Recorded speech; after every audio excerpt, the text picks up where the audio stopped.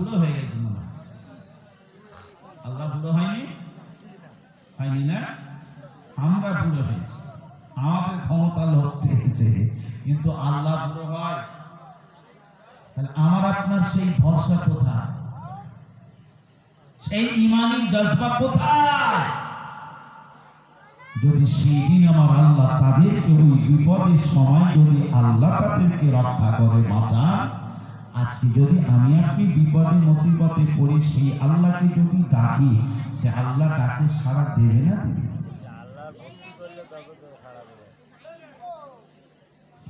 আমার ভাইরা বাবাজিরা, আম্মা জান আসিয়া রাজ দরবারে দাঁড়িয়ে চোখের পানিগুলো ফেলে আল্লাহর কাছে কান্নাকাটি করে কাঁদেন। এমত অবস্থায় দেখা যায় আম্মা জান আসিয়ার হাতে পায়ে দড়িগুলো বাঁধা হয়। আম্মা জান আসিয়া ডেকে বলেছিলেন, না না না না, আমার হাতে পায়ে দড়ি বাঁধার দরকার নাই। ইমানদারেরা মুমিনেরা কখনো ভয়রা পায় না। জোরে বলুন সুবহানাল্লাহ। আমরা ভয় পাই মরার, হ্যাঁ ভয় আসে আমাদের মরার, কথা বুঝতে পারছেন না? তাদের ভয় ছিল না, কারণ তারা জানে যা কিছু হয় খায়রি ওয়া শাররিহি মিনাল্লাহি তাআলা, যা কিছু হয় আল্লাহর তরফ থেকে হয়। ও ভাইরা বাবাজিরা, আম্মা জান আসিয়াকে শরীর থেকে কাপড়টা টেনে নামিয়ে দেবেন। আমার আল্লাহ জিবরিলকে ডেকে বললেন, জিবরিল আর দেরি করলে চলবে না, জলদি করে চলে যাও, আমার জান্নাত থেকে রেশমের একখানা পোশাক দিয়ে আমার বন্দী আসিয়ার দেহটা সুন্দর করে ঢেকে দাও। হাজার হাজার মানুষেরা দাঁড়িয়ে ওই জায়গায় লক্ষ্য করে দেখা যায় আমার আল্লাহ পাক আম্মা জান আসিয়ার শরীর থেকে কাপড়টা খোলার আগে আমার আল্লাহ জান্নাতের পোশাক দিয়ে আম্মা জান আসিয়ার শরীরটা সুন্দর করে গায়েবী থেকে জান্নাতের কাপড় দিয়ে ঢেকে দিয়েছিলেন। জোরে বলুন কি কোয়ালিটির ঈমান! জান্নাত থেকে কাপড় আসছে দুনিয়ায়, আর আমাদের ঈমান, গোটা দেশের ঈমান যদি একদিকে রাখা হয় আর আসিয়ার ঈমান যদি অপর দিকে রাখা হয়, আম্মা জান আসিয়ার ঈমানের পাল্লা ভারী হবে।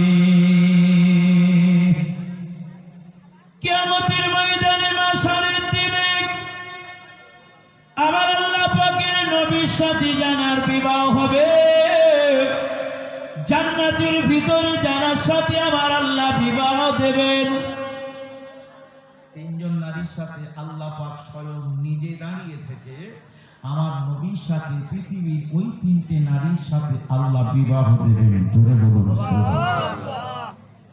তার ভিতরে একটা মহিলার কথা আপনাদের কাছে বললাম, যে মহিলাটার ঈমানটা দেখুন, যে মহিলা ঈমানটার দিকে লক্ষ্য করুন, যার এমন করে দেহ থেকে কাপড় টেনে নামিয়ে নাই, মাগার আল্লাহর সাথে শিরক করলো না, ঈমান থেকে চুল পরিমাণ তাকে সরাতে পারলো না, কিয়ামতের ময়দানে জান্নাতীরা জান্নাতে চলে যাবে, জাহান্নামীরা জাহান্নামে চলে যাবে।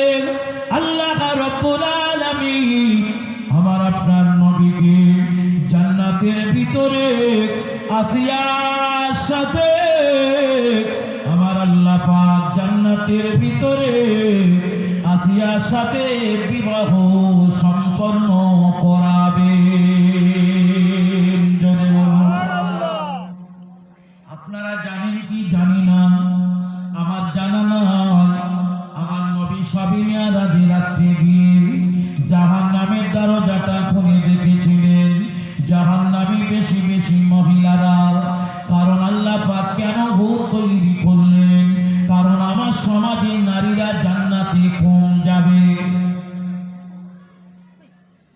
বুঝছেন? এই সমাজের নারী জান্নাতে খুব কম যাবে।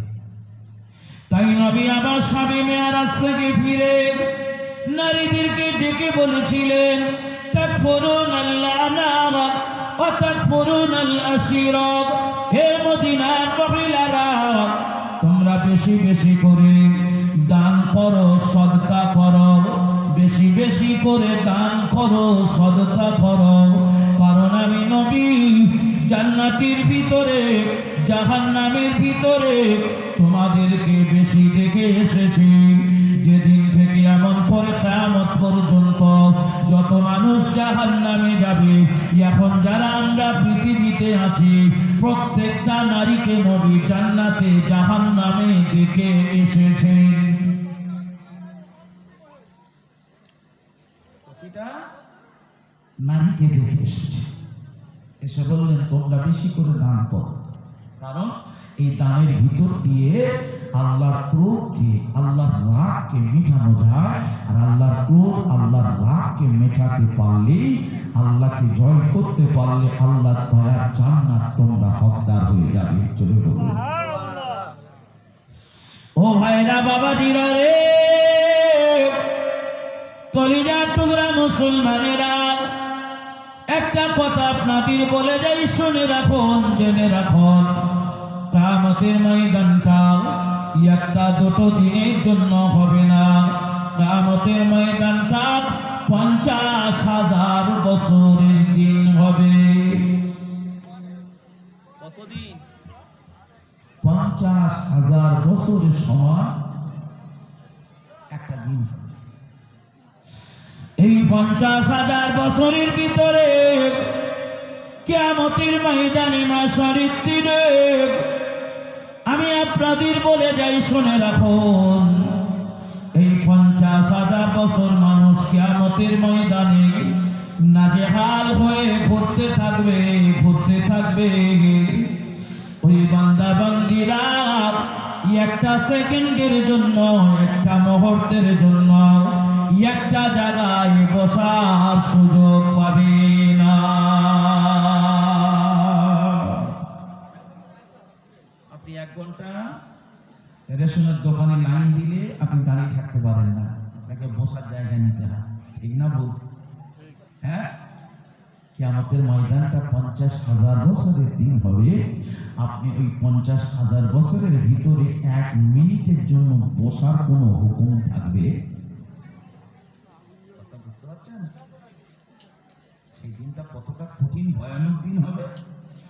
আমরা মনে মনে করছি ও স্যার কিছু ব্যাপার নেই, শুধু আমরা আমাদের হুজুরকে শুধু হাদিয়া দিচ্ছি আর ব্যাস, বছরে একটা মিলাদ দেবো, আর সবে বেলাত আসবে, রোজার মাস আসবে, একটুখানি কামিয়ে দেবো, ব্যাস দেখে কে মরে যাবো, সারা খাটিয়ায় উঠি জান্নাতে চলে যাবো।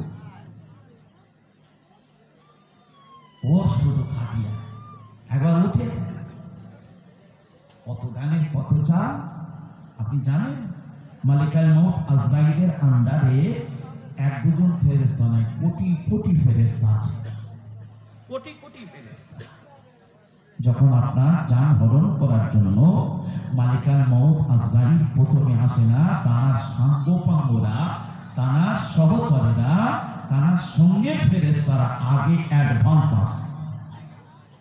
অ্যাডভান্স এসে 2 জন ভিতরে ঢোকে, 2 জন বাইরে থাকে। এই 2 জন ভিতরে ঢুকে কোরআনের ভিতরে এসেছে আল্লাহ সিফাত গরকাম, ওই ডুব দিয়ে মানুষের শরীরের প্রতিটা অঙ্গের ভিতরে আপনার আত্মাটা পায়ের নখ পর্যন্ত চলে যায়, এখানে ওখানে ঢুকতে থাকে। কিন্তু ফারিস্তারা শরীরের ভিতরে ডুব দেয়, ডুব দিয়ে ওই আত্মাটাকে ধরে ফেলে, ধরে টেনে হিঁচড়ে জানটাকে উপরের দিকে আনে। কিন্তু এরা প্রাণ হরণ করতে পারে না। যতক্ষণ মালিকাল মউত আজরাইল না আসবে ততক্ষণ পর্যন্ত প্রাণ হরণ হবে না। এবার বললেন বাইরে যারা আছে তারা কি করে? বাইরে যে 2 জন আছে, এই 2 জনের কাজ হলো, একজন মুখের উপরে এমন করে আঘাত করেন, আর একজন তার বুকের উপরে আঘাত করেন, পিঠের উপরে আঘাত করেন, আঘাত করতে থাকে। এইভাবে ওই ব্যক্তিটাকে এমন করে মৃত্যুর স্বাদ গ্রহণ করাতে হয়। কত সহজে। হ্যাঁ, কোন মানুষকে গোসল দিয়েছেন আপনারা? কেউ গোসল দিয়েছেন এরকম লোক আছেন? একটু হাত তুলেন দেখি। আপনারা গোসল দেন? কোন মানুষ মরে গেলে গোসল দিয়েছেন একজন লোক দিকে হাত তুলেন দেন। এতগুলো লোক গোসল দেননি, আপনি দেন? আচ্ছা, আপনি যেহেতু দিয়েছেন, এতদিন গোসল দিচ্ছেন, তা আপনি একবার লক্ষ্য করে দেখেছেন ওই লোকটার মুখটা আর পিঠটা কোনোদিন দেখেছেন? সাদা সাদা দাগ হয়ে যায়, দেখেন, আপনি খেয়াল করেন। আমার কথা আপনাদের কষ্ট হচ্ছে? হ্যাঁ, দেখবেন কষ্ট হলেই বলবেন, কারণ সময় আর বেশি নেই।